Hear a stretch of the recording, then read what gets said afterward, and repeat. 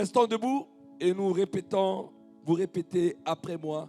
Avant de vous asseoir, nous avons chanté ensemble et il est bon que nous prononçons ensemble un verset de la parole de Dieu. Ensemble ce matin, pour sceller cela dans ton cœur. Répète après moi. Nombre 23, 19. Nombre 23, 19. On répète. Nombre 23, 19. Nombre 23, 19. Dieu n'est pas un homme. Dieu n'est pas un homme Pour mentir. pour mentir, Ni le Fils de l'homme. ni le Fils de l'homme Pour se repentir. pour se repentir. Ce qu'il a dit. Ce qu'il a dit, Ne le fera-t-il pas? ne le fera-t-il pas? Ce qu'il a déclaré. Ce qu'il a déclaré, Ne l'exécutera-t-il pas? ne l'exécutera-t-il pas? Ce qu'il a dit. Ce qu'il a dit, Ne le fera-t-il pas? ne le fera-t-il pas? Ce qu'il a déclaré. Ce qu'il a déclaré, Ne l'exécutera-t-il pas? ne l'exécutera-t-il pas? Nous acclamons et nous pouvons nous asseoir. Merci, groupe de louanges. Nous passons à la parole de Dieu. Ce matin, j'ai été chargé par l'Esprit du Seigneur pour te rappeler quelque chose. Si jamais j'allais te poser cette question, il y a tellement de crises dans le monde, mais quelle est la crise principale parmi les humains aujourd'hui? Commence à réfléchir. Quelle est, d'après vous, la crise que l'humain, connaît aujourd'hui? Le verset que nous venons de lire doit vous aider. Hein? Là, je vous ai aidé. Dans Nombre chapitre 23, verset 19, là, c'est un prophète qui parle. C'est le prophète Balaam, qui est un prophète célèbre. Et le roi Balak est allé lui faire appel.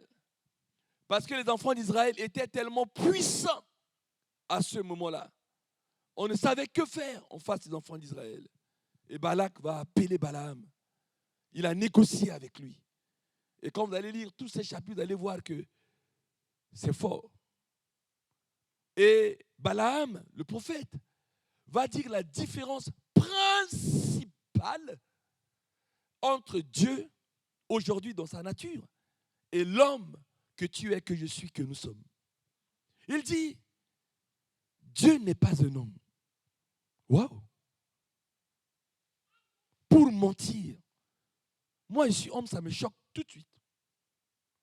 Ça veut dire que ma première caractéristique, c'est de mentir. Ça ne vous choque pas, vous? Et ça ne vous choque pas, c'est dangereux.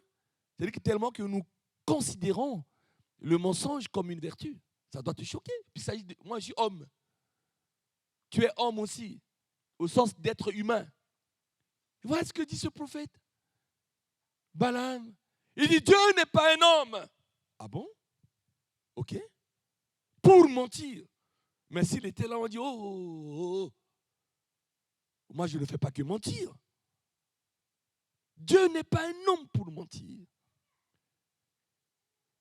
Ce qu'il a dit, il le fait toujours.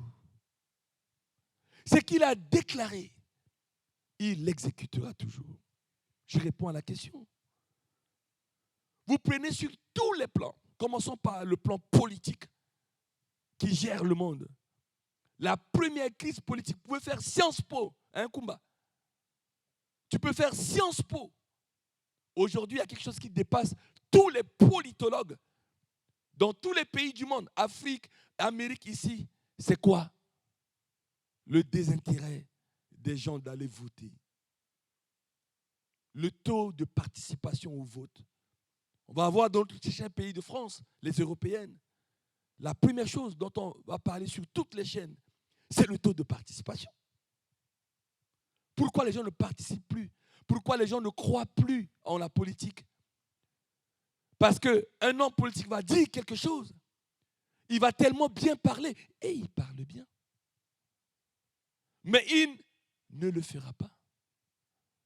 Ce qu'il va déclarer, il ne l'exécutera pas. On a du mal à joindre les deux bouts. Quelqu'un va venir nous dire, si tu me votes, je passe du SMIC 1300 à 2500. Waouh! Celui-là, on va le voter. Celui-là, on va le voter. Vote-le. Eh oh! Le panier de la ménagère. Et ça a commencé comme ça depuis la nuit des temps.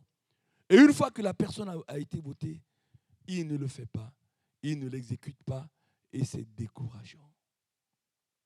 Dieu n'est pas un homme pour mentir. Aujourd'hui, regardez ce qu'on peut déclarer. Déclare même à une femme, déclare même à un homme, je t'aime. Mais c'est du foutage de gueule. C'est pourquoi vous voyez des choses dire, oui, ce sont que les actes qui comptent en amour.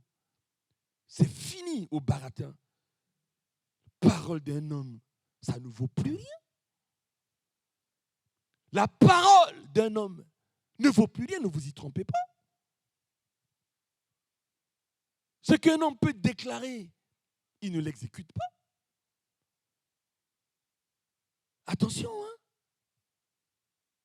Tu peux dire devant le maire, devant des pasteurs, que toute ma vie, je serai fidèle à tel, à tel.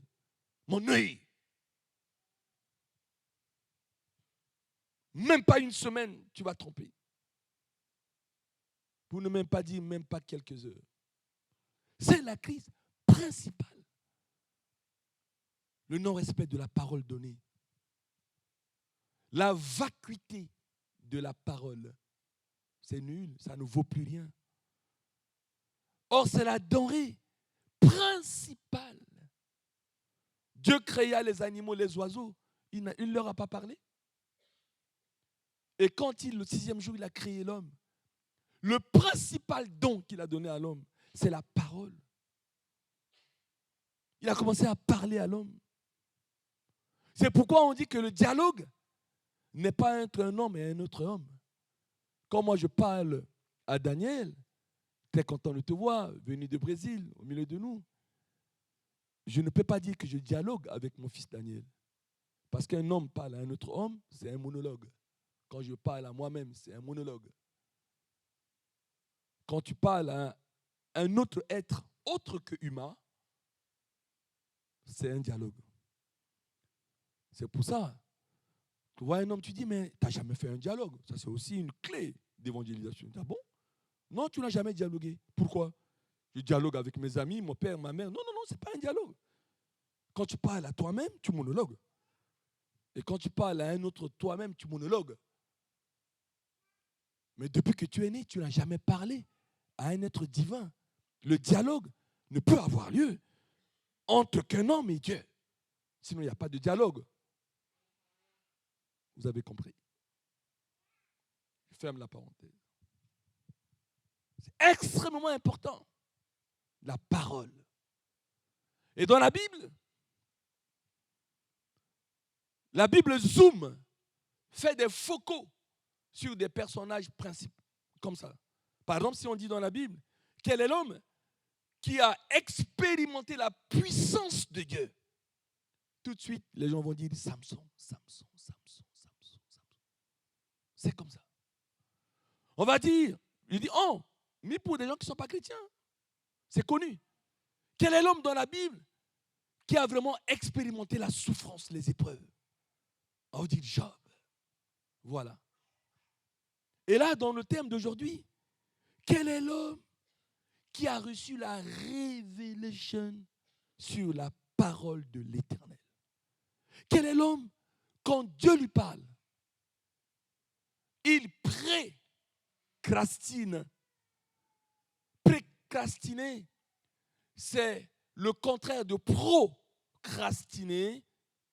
Procrastiner, on remet au lendemain. Précrastiner, on fait les choses tout de suite. Maintenant. Quel est l'homme qui précrastine? Une fois que Dieu a fini de parler, il l'applique. C'est Abraham. C'est Abraham. Dieu dit à Abraham, monsieur, Abraham, oui, Éternel, je vais te dire quelque chose. Quitte ton pays. Prends ta famille, ta femme.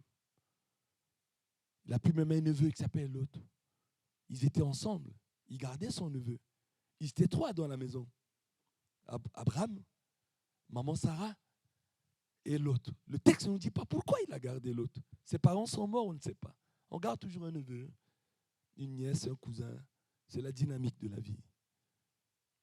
Et il dit, prends Sarah, ta maisonnée, va à la gare de l'Est, à la gare de Lyon, gare d'Austerlitz, et tu vas prendre le TGV. Va à Orly, va à Roissy, prends un avion. Va quelque part, un bateau, au Havre, que sais-je encore. Va à la porte de Villette, prends un bus pour un pays que je t'indiquerai. Coucou. Là, aujourd'hui, nous tous qui sommes ici, on vit au moins dans la même région, sauf ceux qui nous visitent, qui viennent d'ailleurs. Mais ça ne se fait pas comme ça. Hein? Là, tout de suite, on te dit, quitte ton pays, et puis tu sors là de l'église, tu vas à la gare. Est-ce que tu as de l'argent? Est-ce que ceci, de cela? Tu trouves même tes parents ou tu leur téléphones. Coucou, je vous informe que je pars. Où? Tu pars où? Dieu, à l'église ce matin, m'a dit que je dois quitter la France et je pars pour un pays qu'il m'indiquera. Crazy. Crazy. On va dire, répète.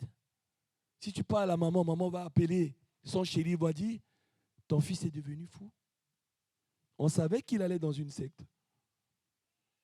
Si tu parles à papa, il n'aura rien à dire. Il va dire, chéri, viens, écoute ton fils, ta fille là. Tu sais où elle est? Elle est dans une gare. Elle est en train de voyager. On appelle la police tout de suite. On appelle la PAF, la police de l'air et de frontières. Il ne faut pas qu'il voie, mais il est adulte, on ne sait pas. Il m'a dit, mais je ne comprends pas. Tu veux voyager? Oui. Mais il y a ton passeport. Et là, tu voyages comment? Dieu m'a dit de partir. Tu es fou? Crazy. Crazy. Et Abraham, quand il a fait ça, et après, c'est au cours du chemin que Dieu va lui indiquer la Palestine, là-bas. Il ne savait pas s'il devait partir en Afrique, en Océanie, en Amérique et tout. Il se retrouve en Asie, là-bas. Il se retrouve en Palestine. Cet homme, il connaît la valeur de la parole. Et comme ça ne suffisait pas, Dieu lui promet un fils, il n'en avait pas, un enfant. Il lui donne le fils. Après, il dit, un jour encore. Il dit, Abraham, oui, Éternel, tu veux me dire de quitter encore? Non. Mais je vais te demander quelque chose. Il dit quoi? Il dit, jusque là, on offre en sacrifice des agneaux. Mais toi, tu prends ton fils là. Tu vas à la montagne de Morija. Et tu vas me l'offrir. Ce ne serait plus un agneau. Crazy. Le fils a une maman, s'appelle Sarah. Dieu ne lui dit même pas consulte ta femme. Va l'offrir. Va l'offrir. Et vous connaissez ce qui s'est passé. Genèse 22. Il connaît tellement la portée de la parole de Dieu. C'est comme ça que, en allant l'exécuter directement, il nous a créé le verbe adorer. Au lieu de dire, mes serviteurs, restez ici, Dieu m'a demandé quelque chose de fou. Quelque chose de fou. Mais les jeunes ne parlent pas aujourd'hui. Il m'a dit de faire quelque chose de ouf. De ouf. C'est quoi ce que tu veux faire de ouf? D'aller offrir mon fils. Crazy. Et c'est là où Dieu a dit, mais cet homme, qu'est-ce qu'il connaît la valeur de ma parole? Et au moment où il veut l'offrir, il entend le bêlement. Il y a un agneau qui miraculeusement, comme par enchantement, sort là, ex nihilo, de nulle part. Il voit l'agneau. Il a compris que c'est un test. C'est un test pour savoir la valeur de ma parole.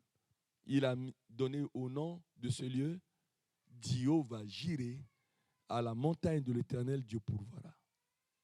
Pour cet homme, écoute bien, chaque fois que Dieu lui parle, c'est le début de son adoration.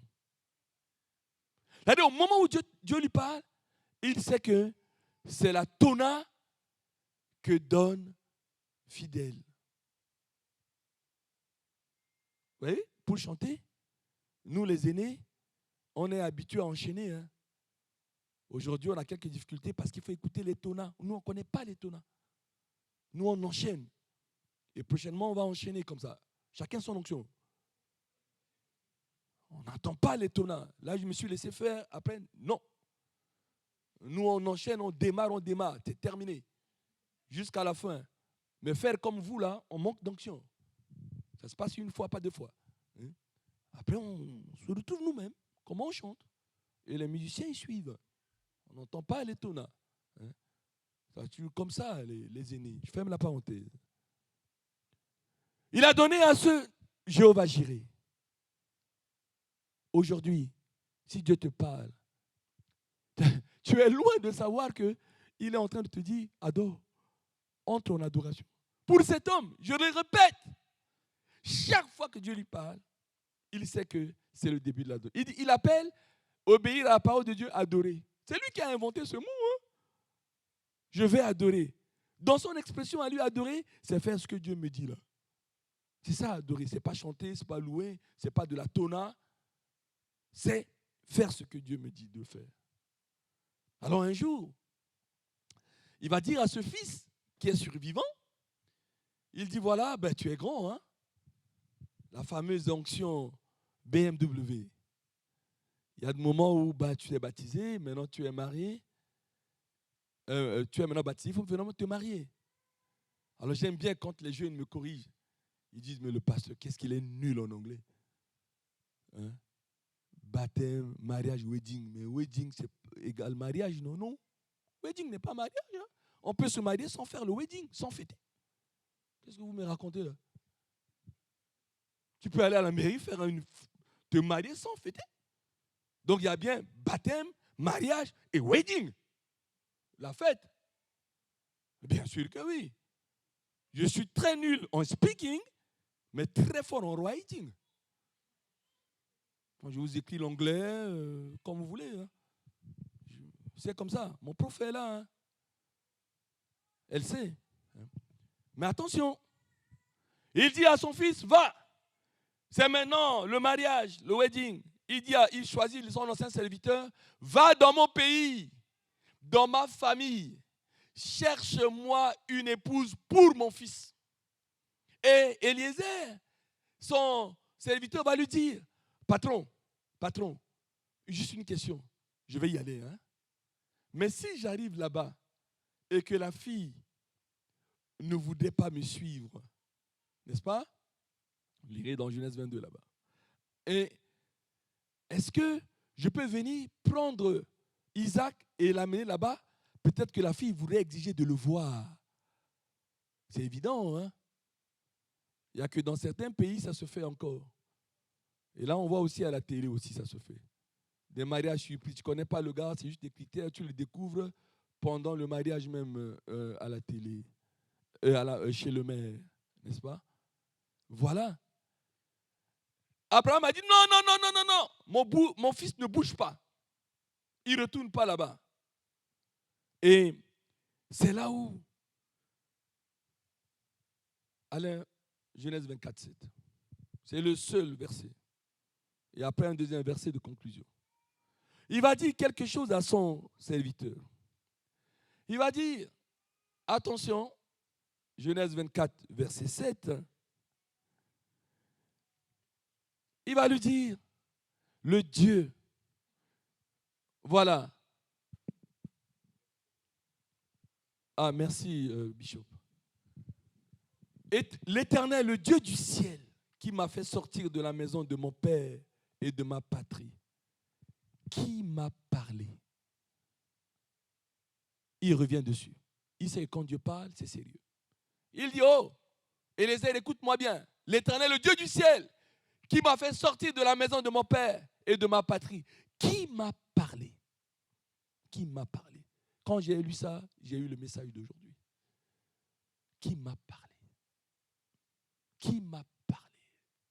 Et qui m'a juré en disant, je donnerai ce pays, la Palestine, à ta postérité. Lui-même enverra son ange devant toi. Doute pas. Et c'est de là que tu prendras une femme pour mon fils. Je vais rentrer dans le vif du message maintenant avec toi. J'ai été chargé ce matin de te dire ceci. Dieu t'a parlé. Coucou, écoute-moi. Dieu t'a parlé.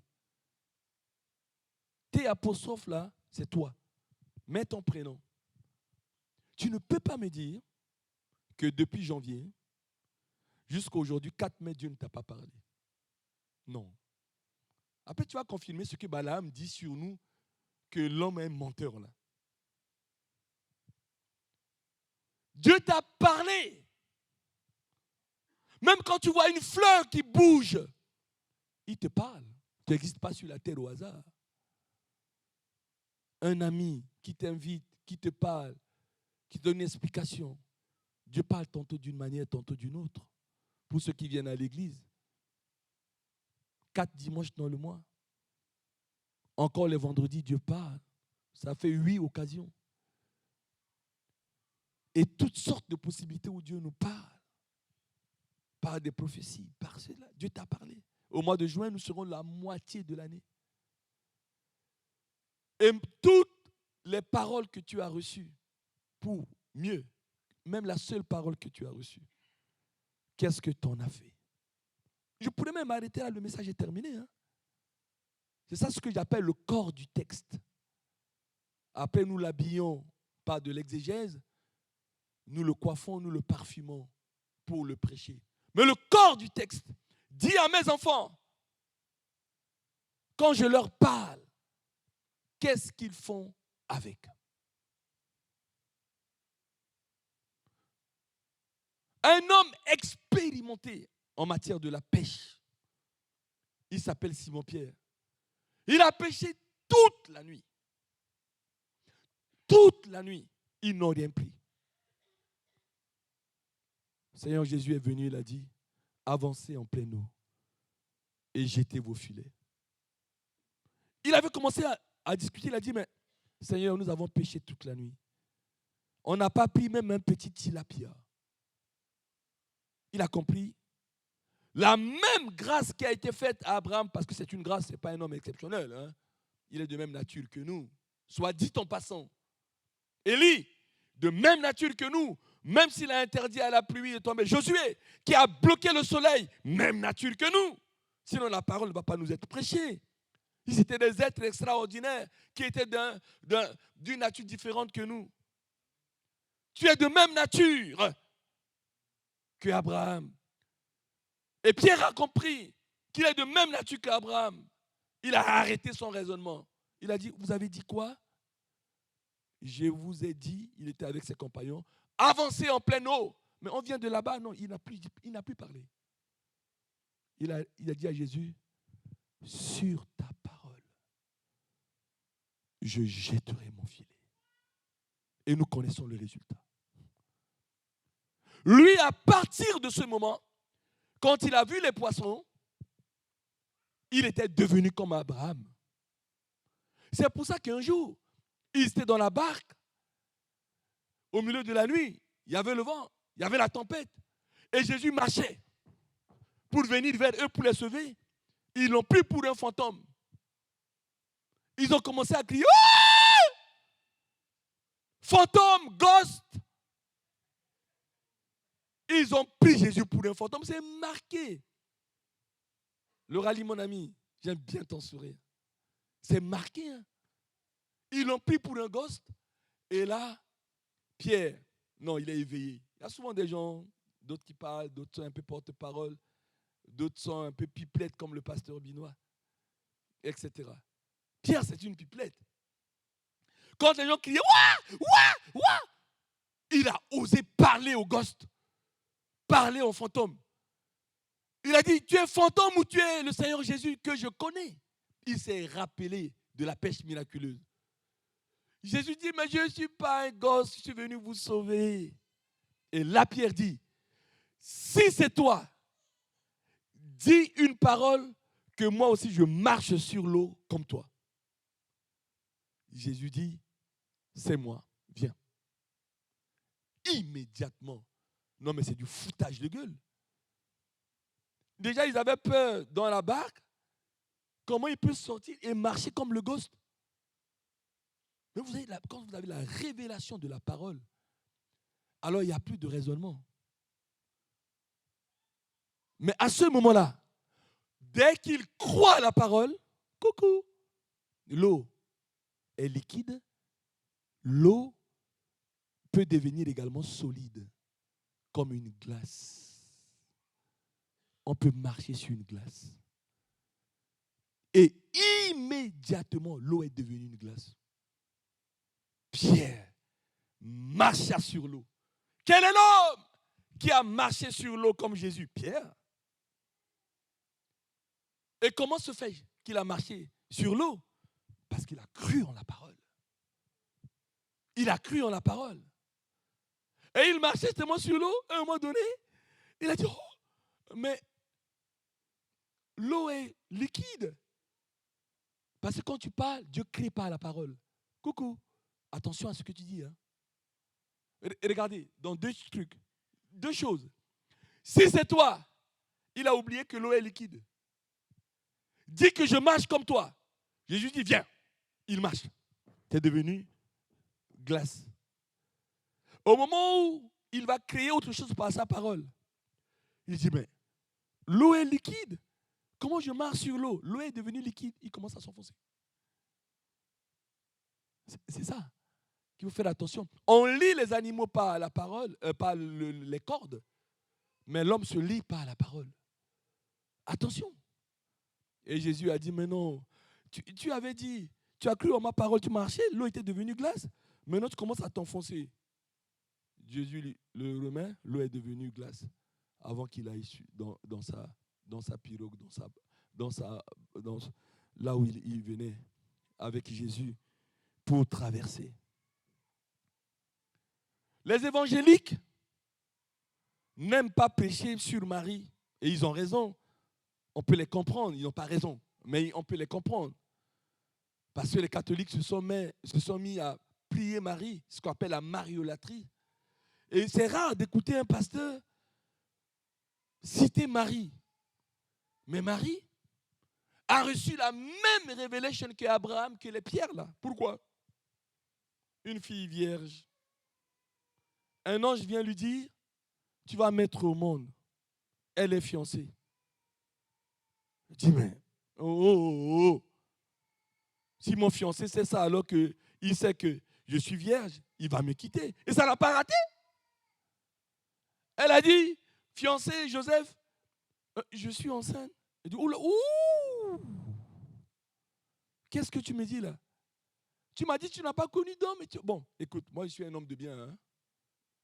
Donc, je vais me retirer de toi, séparé, sur la pointe des pieds, sur la pointe des orteils, sans faire du bruit.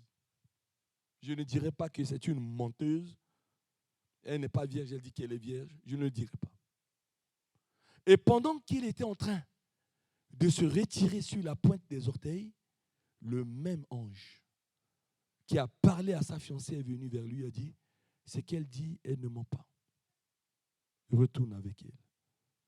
C'est une opération du Saint-Esprit. Discute pas là. C'est ça, Jacques 1, 22. Mets en pratique. Pas de faux raisonnement. Ça dépasse la petitesse de ton intelligence. Notre cervelle de petit moineau, d'homme, ne permet pas de percevoir le miracle de Dieu.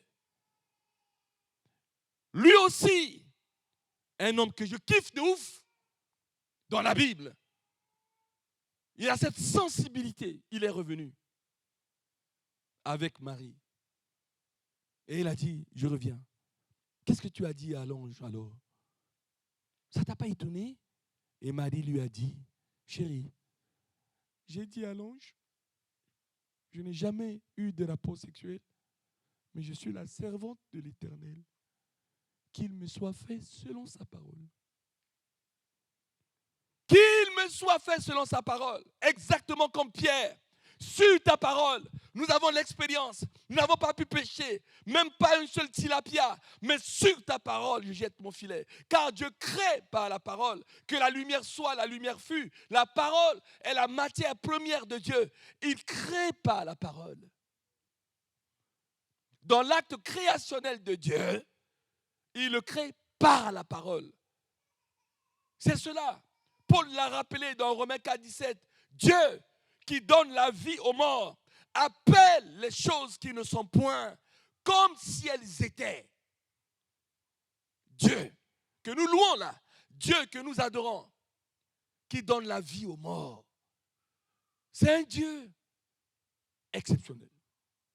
Il appelle des choses qui n'existent pas, qui ne sont point comme si elles étaient. Dieu appelle. Il peut appeler par la parole la santé dans ta vie. Il peut appeler le travail. Il peut appeler la réconciliation. C'est pour ça qu'il change les circonstances et les temps. Ne joue pas avec Dieu. C'est pour ça que lorsque ce fils-là est né, elle avait reçu la révélation de la parole. Jusqu'à 30 ans, on les a invités dans un mariage. Le mariage. Mieux, ils étaient dans le wedding. Le vin est terminé. Et les convives commencent à critiquer. Dans un mariage, on critique toujours. Il n'y a pas assez de vin, on critique. Il n'y a pas de panaché, on critique. On ne mange pas bien, on critique. On danse bien, on acclame. On fait un wedding avec jeunes, on dit non, ça ne marche pas. On est là pour critiquer. Parce que c'est biblique. Et les convives qui étaient là ont dit, il n'y a plus de vin. Mais ils n'ont pas prévu de vin. Pourquoi ils nous ont invités? Ouais. Voilà. Sur ma table, dans un mariage où j'étais récemment de ma fille, on nous a amené une bouteille, je ne sais pas de quoi. La dame était gentille, elle a dit, vous voulez ça du vin? Et puis il y a un de mes voisins qui a dit, je veux toute la bouteille. Et il y a eu des discussions théologiques. Ils ont dit, pasteur, vous buvez, je bois, mais vous pouvez prendre un verre, non? Parce que je suis là pour défendre ma fille. Il a dit, non, non, non, moi je veux une bouteille à moi tout seul. Vous voyez? C'est d'actualité. Et les gens commencent à critiquer. Ça critiquait tellement que les gens commencent à partir. Et Marie qui savait que Dieu crée par la parole va dire à Jésus, fais quelque chose. Regarde, il y a des mécontentements dans le mariage, les gens partent. Jésus a dit, femme, qu'est-ce que tu as entre toi et moi? C'est pour ça, la divergence avec mes amis catholiques, il a dit non. Tu n'as pas à me donner des ordres. Tu n'as pas à me dire ce qu'il faut faire. Pas maman, il n'était pas impoli. Mais là, elle lui demande un acte miraculeux. Et là, il revêt son chapeau de Seigneur. Il considère sa maman comme un homme, comme une femme, comme tout le monde. Qu'y a-t-il entre toi et moi? Elle a compris. Et Marie va. La seule chose évangélique que tu dois recevoir de Marie, je lui ferai un bisou quand mon Dieu me prendrait auprès de lui. Il a dit, c'est la phrase que nous devons recevoir de Marie. Elle a dit, faites ce qu'il vous dira. Faites ce qu'il vous dira. Moi, je suis sa maman, je vais aller, mais là, il n'y a plus de maman. Dieu n'a pas de maman. Hein. Là, il est Seigneur, là. Mais faites ce qu'il vous dira. Dès que Jésus a compris que maman a accompli ça, parce qu'il faut que les mamans comprennent aussi. Dès qu'il a compris que maman a accompli ça, il est venu maintenant au secours, à la rescousse du mariage. Qu'est-ce qu'elle a dit? Il a dit, bon, c'est ma mère, hein? Mais là, c'est une autre dimension. Nous devons aller à d'autres dimensions. Dimension. Il dit, ah ouais, une autre dimension. Allez, puisez de l'eau et venez remplir les amphores. Il a simplement dit ça. Mais Il n'a pas dit qu'il va transformer l'eau en vin. Il a compris que le problème dans ce mariage, dans ce wedding, la critique est venue parce que les gens veulent boire. Ils veulent boire. Parfois, vous voyez, les gens, tout le monde n'est pas Kylian. Hein? Vous voyez quelqu'un qui ne danse pas, peut-être qu'il attend le vin. Sauf qu'il faut être comme mon petit-neveu pour danser, n'est-ce pas, Valentin et Yéni, pour danser sans boire du vin. Hein? Ou il faut être comme mon beau-fils Marius, que je vois danser pour la première fois. Hein? Ah, j'ai tout observé. Hein? Marius Kapiamba. Pouh! Il dansait.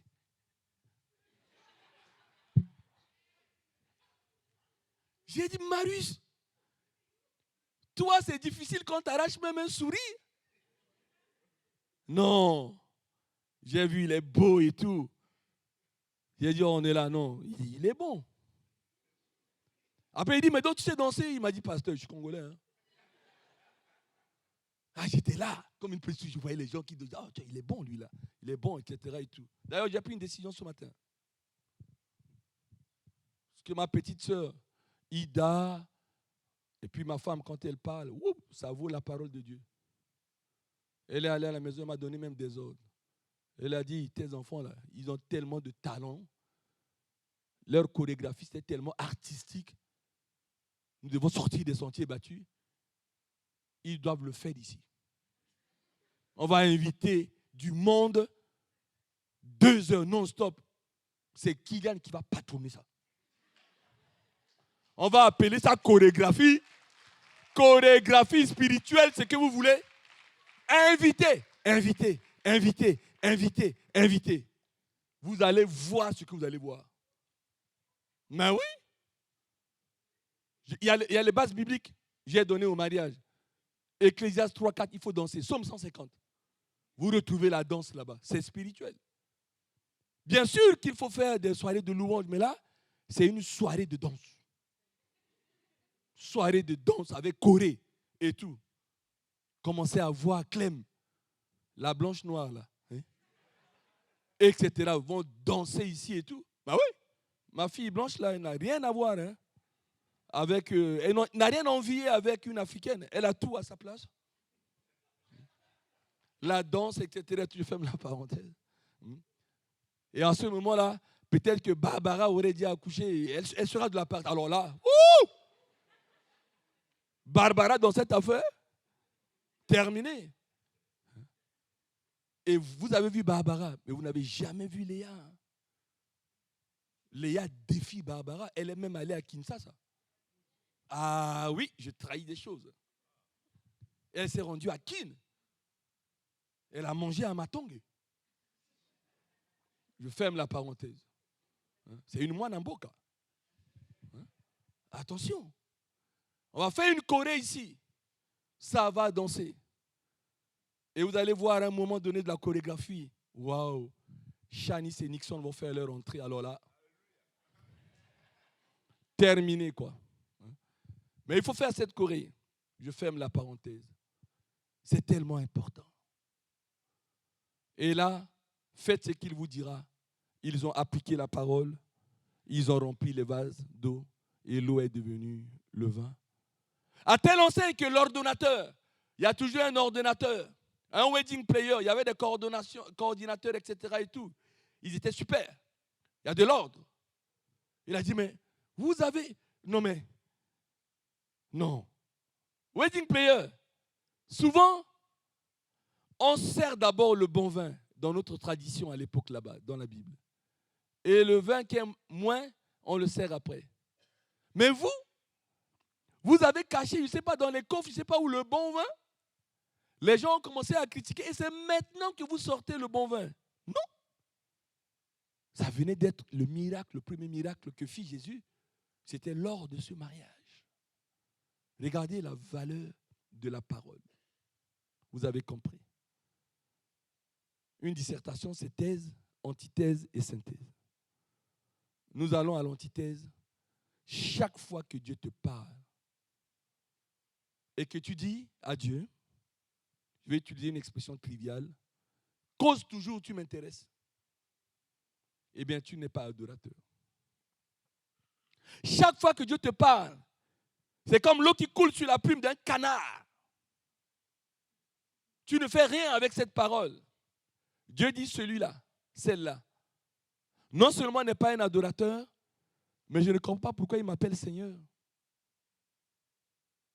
Jésus dit, mais vous m'appelez Seigneur, Seigneur. Pas de souci. Mais pourquoi vous ne faites pas ce que je vous dis? Ce qui énerve un papa, ce qui énerve une maman, je ne parle pas de papi et mamie parce que c'est une autre dimension. Notre dimension, les papi et mamie. Nous, on est là pour dorloter, pour faire tout ce que les parents nous ont dit de ne pas faire, on le fait. C'est une information. On obéit aux caprices de nos petits-enfants. Après, les parents, ils s'en occupent pour les éduquer. Ce n'est pas un problème. Comme ça, chez nous, on est bien vus. Parce que les petits-enfants, j'ai gardé encore un de mes petits-enfants là, ils se permettent de dire des choses mauvaises sur mon premier et beau-fils, sur ma propre fille. Maman, elle est méchante. C'est ma fille, hein? Elle est méchante, papy. J'ai dit non, très gentil, regarde, tu n'as manqué de rien. Mais nous, avec ma femme, je dis, fais attention. Ils vont dire qu'on n'est pas leurs copains. Donc, dites pas à mes enfants, on fait tout ce qu'ils veulent. C'est pour ça qu'on est aimé. Vous voyez un enfant, il dit, papito, c'est parce qu'il me domine. Je confesse, pasteur. Parce que je suis venu me confesser à ta femme. Il dit, mais tu sais, mes petits-enfants, ils ont dormi à telle heure. Et elle est devenue rouge, ta femme. Et pourquoi tu n'as pas? Mais il faut avoir de l'autorité. Il dit, oula, wouh. Comme ça, le matin, papito. Ça va, papito? Il dit, oui, ça va. Voilà, c'est tout. C'est comme ça. Quand Dieu te parle, tu dis, cause toujours, tu m'intéresses. Mais pourquoi tu l'appelles Seigneur? Jean disait, si tu dis que tu aimes Dieu et que tu ne gardes pas son commandement, Balaam, tu es un menteur. La seule façon de savoir que tu aimes quelqu'un et tu fais le contraire de tout ce qu'il ne veut pas. Il y a un problème. Après, il dit, mais cet homme, cette femme t'aime, pourquoi tu ne l'aimes pas? Non, c'est ce qu'il dit, c'est du baratin. Mais ses actes montrent le contraire. Elle ou il ne fait que tout ce qui me fâche.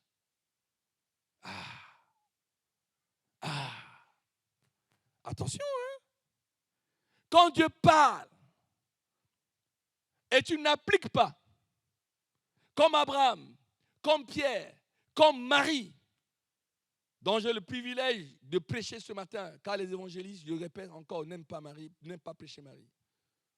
Quand tu fais ce que Dieu te demande, alors tu connaîtras le miracle.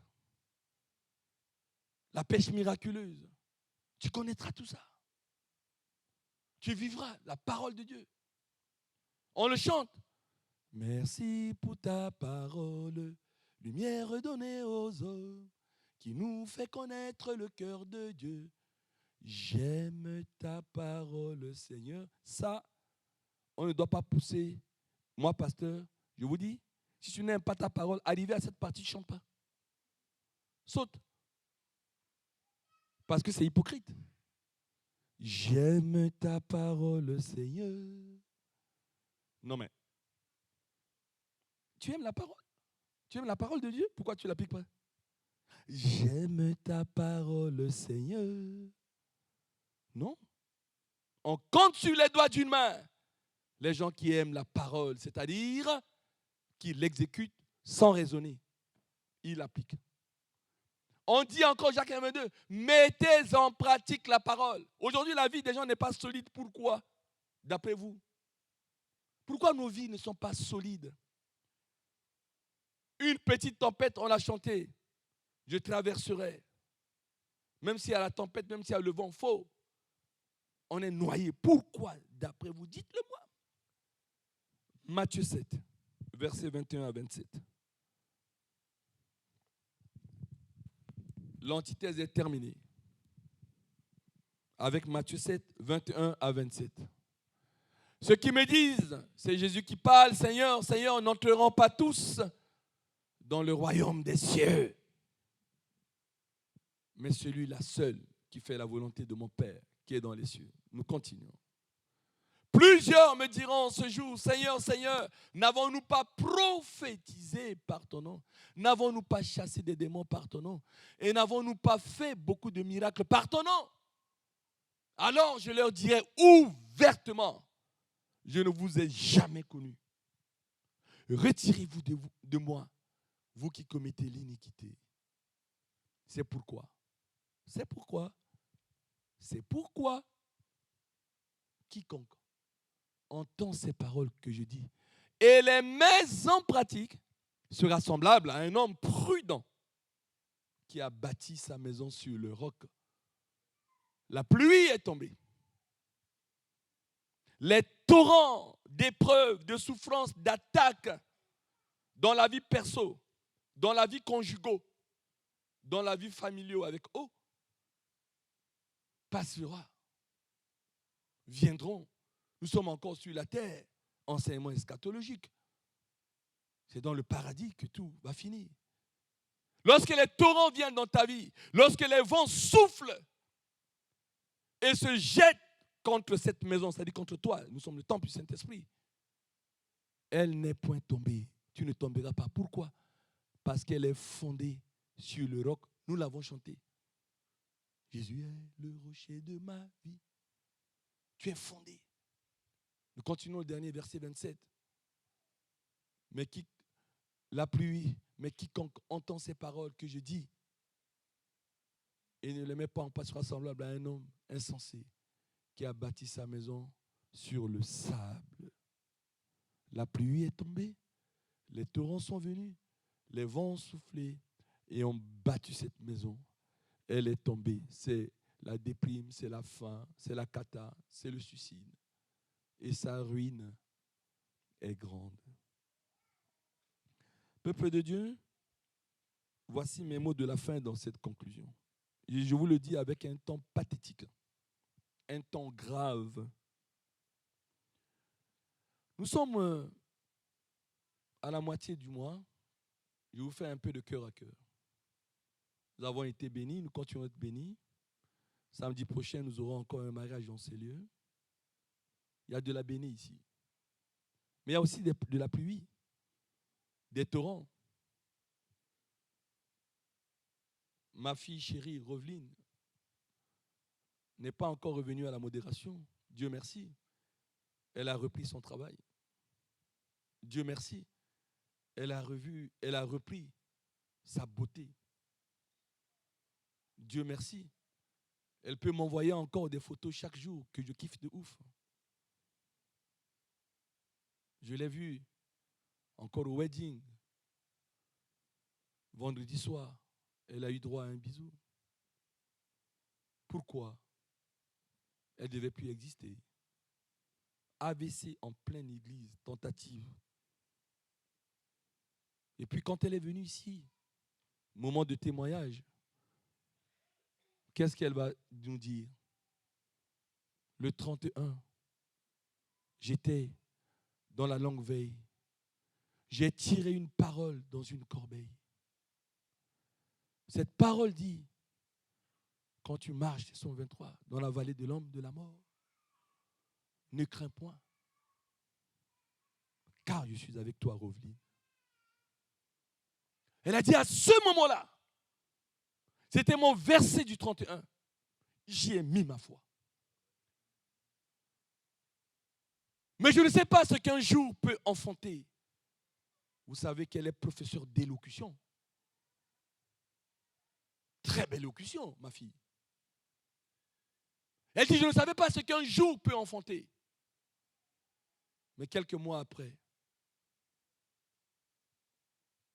c'était fini pour moi. Je me dis, je ne suis même pas marié, je n'ai même pas d'enfant. Voilà, la mort arrive. La mort arrive. J'étais avec Françoise. On était à l'hôpital pour aller lui faire des bisous. Elle a dit, regardez là où je suis. Je suis humilié par la maladie. On te donne un pot pour faire pipi dedans. des infirmiers, des gens que tu ne connais même pas, voient ta nudité. Waouh! À ce moment-là, quand elle était dans l'avion, elle nous a sorti un secret. La parole qu'elle a reçue le 31 est devenue une force. Elle a eu la paix. Elle nous a dit, j'ai prononcé ça en moi. Quand je marche dans la vallée de l'homme de la mort, je ne dois rien compter. Mon Dieu m'a averti. Oui, elle modérera. Encore. Oui, elle recommencera à travailler parce que le travail, grand cabinet à Paris, l'a vite fait de la licencier. On ne joue pas. Malade ou pas malade, tu ne viens pas, tu dégages. C'est ça la vie. Pas facile. Ce monde passera, mais ma parole ne passera pas. La parole, c'est du diamant. La parole, c'est plus que de l'or. Tu as besoin de recevoir une parole de Dieu. Et elle est créatrice. Quand tu écoutes la parole et que tu ne le mets pas en pratique, il n'y a pas l'acte de production. Le processus de production est arrêté. Quand tu mets la parole en pratique, tu es en train de puiser de l'eau, etc. Il y a une production qui se fait dans ta vie. Si tu n'avances pas en pleine eau, tu n'auras pas de poisson. Oui, il ressuscite des morts. Il ressuscite des morts. Nanana. Ok. Mais derrière, il ressuscite des morts là.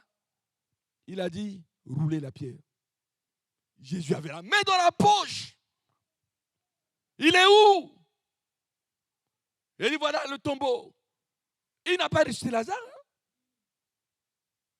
Il a dit, si vous croyez, vous allez voir ma gloire. Ils ont cru. Il avait les mains dans les poches. Dans ma Bible imagée, illustrée. Jésus avait ses deux mains dans la poche. Il a dit, roulez la pierre. On mettait des grandes pierres sur les sépulcres. Mais si les hommes n'avaient pas roulé la pierre, jusqu'aujourd'hui, on attend encore. Voici une parole pour toi. Dieu veut ressusciter des choses qui sont mortes en toi. Mais il allait encore les mettre dans les poches. Pourquoi? Il t'a demandé de rouler la pierre. Quelle pierre? Une pierre de pardon? Une pierre de confession? Une pierre de décision que tu dois prendre? Mais puisque tu dis cause toujours, tu m'intéresses. Comment veux-tu connaître la résurrection en toi? C'est pas possible. Oh, Dieu est Dieu, hein? Ce n'est pas à Dieu de te respecter, d'obéir, hein? C'est à toi d'obéir à Dieu, hein? Un point trait, tu dis Dieu n'agit pas. Tu es sûr que Dieu n'agit pas? Il t'attend, il te dit fais ça, tu ne fais pas. Confesse, tu ne confesses pas. Change de vie, tu ne veux pas. Tu persévères. Je dis bien, tu persévères. Quand tu persévères, c'est diabolique. Nous connaissons cette expression latine, errare humanus est, perseverare diabolicum. C'est ça, cette expression latine. L'erreur est humaine. Mais si tu persévères, ça devient diabolique.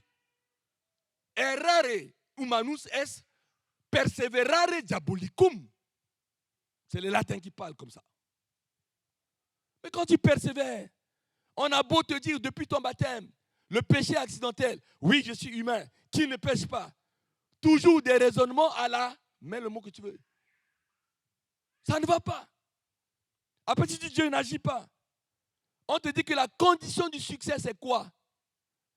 On le dit tous les dimanches.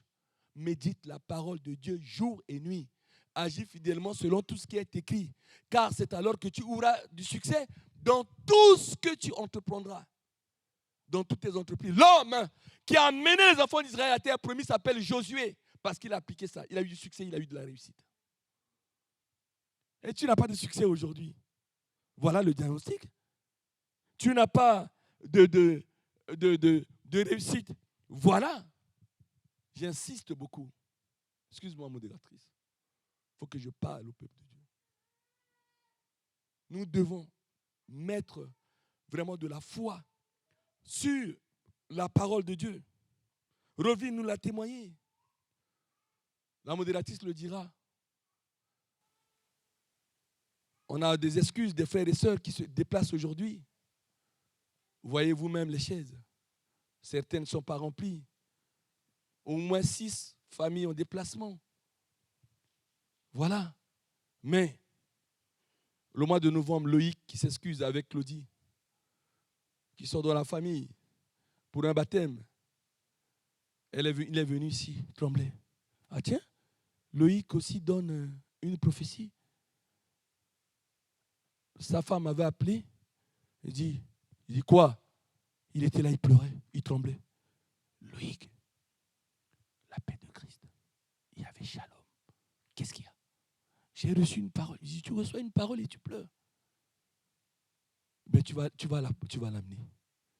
Fais appel aux modératrices. On donne la parole en novembre. À Loïc, il était là. J'ai une parole pour la sœur Oana.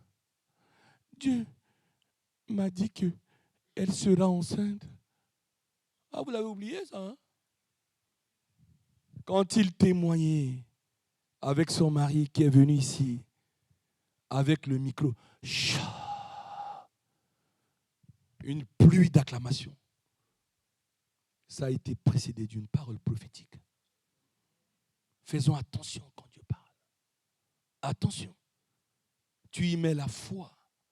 Ça transforme ta vie. Dis à ma fille Génaëlle, la Parisienne. Elle m'a écrit, elle m'a téléphoné avec un ton. Waouh. Il dit, Génaëlle, je ne suis pas à l'église.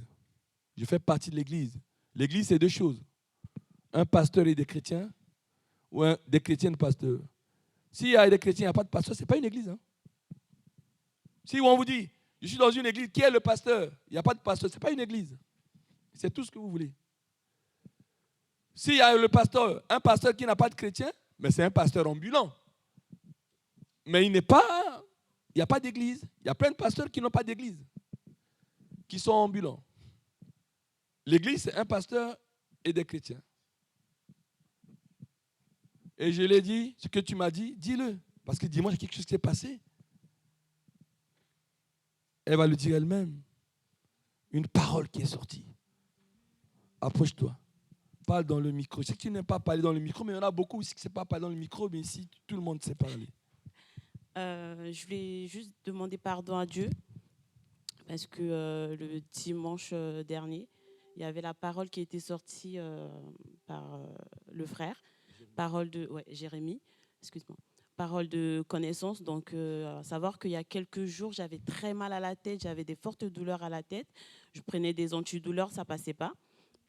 Et le dimanche, j'avais tellement mal à la tête que j'avais même pas envie de venir, mais j'étais venue. Et à savoir que quelques jours après, dans la semaine, comme le pasteur l'avait bien dit dimanche. Je rappelle qu'elle est de profession pharmacienne d'hôpital. Hein, et c'est de quoi elle parle. Donc, comme il avait bien dit le dimanche dernier, j'avais même pas remarqué que j'avais plus mal. Donc, mais ça restait sur ma conscience, il fallait le dire quand même, je sais pas, mais c'était à l'intérieur de moi. En fait, tant que je le disais pas, ça allait rester, je sais pas ça. C'était à l'intérieur de moi. Donc, je sais même pas comment vous l'expliquer. Et une fois que, je pense que vers 6h ou 7h du matin, donc j'avais pris mon téléphone tellement que ça me rangeait. Donc j'ai dû envoyer un message pour avouer que voilà, la parole de connaissance, elle était pour moi, donc ça m'était attribué. Et j'avais pas, je demande pardon parce que je ne m'étais pas avancée. Je ne m'étais pas avancée, j'aurais dû avancer, mais je ne m'étais pas avancée. Et je remercie Dieu aussi pour la guérison.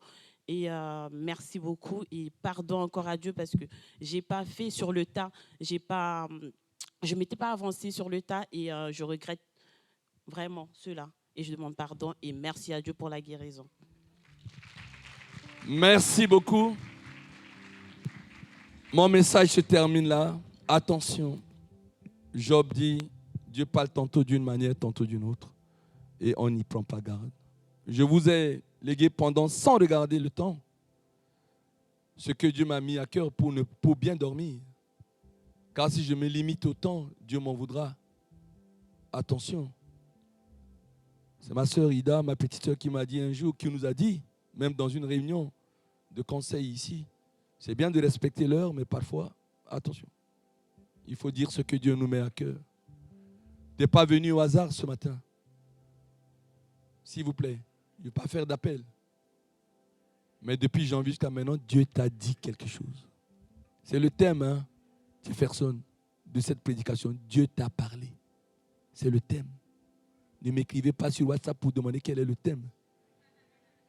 Dieu t'a parlé. Je répète, Dieu t'a parlé. Qu'est-ce qu'il t'a dit? Est-ce que tu dois changer? Est-ce que tu dois prendre une décision? Tant que tu lui dis cause toujours, tu m'intéresses, tu tourneras toujours en rond.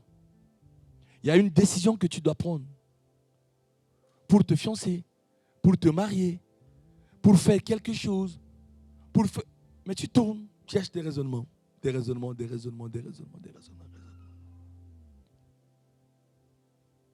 Sors du péché. Non. Tu continues de goûter. Mais c'est la mort. Tu vas vers la mort.